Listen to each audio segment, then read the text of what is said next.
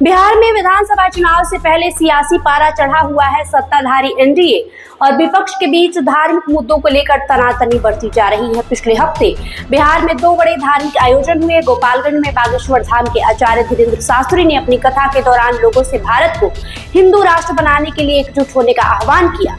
उन्होंने कहा कि अगर ऐसा होता है तो बिहार पहला हिंदू राज्य होगा। शास्त्री ने यह भी दावा किया कि वो किसी राजनीतिक दल के लिए प्रचार नहीं कर रहे हैं, बल्कि हिंदुत्व को बढ़ावा देने के लिए वहां मौजूद हैं। दूसरी ओर आर्ट ऑफ लिविंग के संस्थापक श्री श्री रविशंकर ने अपनी 5 दिन की यात्रा के दौरान पटना और अन्य जगहों पर महासत्संग का आयोजन किया।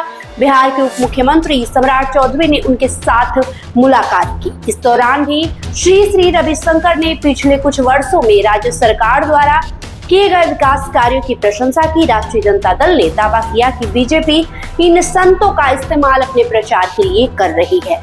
राजद के वरिष्ठ नेता मनोज झा ने एक चैनल में इंटरव्यू देते हुए कहा कि यह साबित करता है कि उनके पास राजद और हमारे नेता तेजस्वी यादव की बराबरी करने के लिए ज्यादा राजनीतिक पूंजी नहीं है। वे अपने प्रचार के लिए इन संतों पर निर्भर है।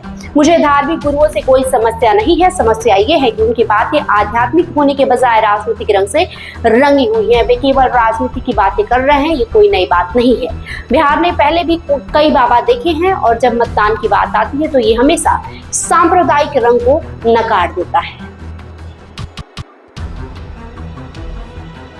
आपको बता दें कि इस हफ्ते की शुरुआत में भाजपा विधायक हरिभूषण ठाकुर ने मुसलमानों से कहा कि वे होली के दिन जो रमजान के दौरान जुम्मे की नमाज के दिन साथ पढ़ रहा है, घर से बाहर ना निकले। तेजस्वी यादव ने ठाकुर पर सांप्रदायिक तनाव फैलाने की कोशिश करने का आरोप लगाया और मांग की कि मुख्यमंत्री नीतीश कुमार को बीजेपी नेता के खिलाफ FIR दर्ज करना चाहिए।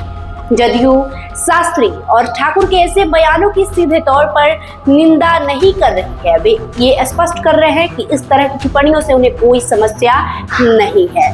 वहीं चुनाव नजदीक आते ही बिहार का राजनीतिक माहौल गर्मा गया है। एनडीए और विपक्ष एक दूसरे पर आरोप प्रत्यारोप लगा रहे हैं। इसका केंद्र धार्मिक मुद्दे है। धीरेन्द्र शास्त्री और श्री श्री रविशंकर जैसे धार्मिक गुरुओं के बिहार दौरे ने इस बहस को और हवा दे दी है। एक तरफ शास्त्री ने खुलेआम हिंदू राष्ट्र की बात की तो दूसरी तरफ राजद ने भाजपा पर इन धार्मिक हस्तियों का राजनीतिक इस्तेमाल करने का आरोप लगाया है। वहीं दरभंगा की मेयर और जदयू नेता अंजुम आरा ने भी विवाद की एक कदम और आगे बढ़ा दिया है। हालांकि पार्टी के दबाव में अंजुम आरा को माफी भी मांगनी पड़ गई।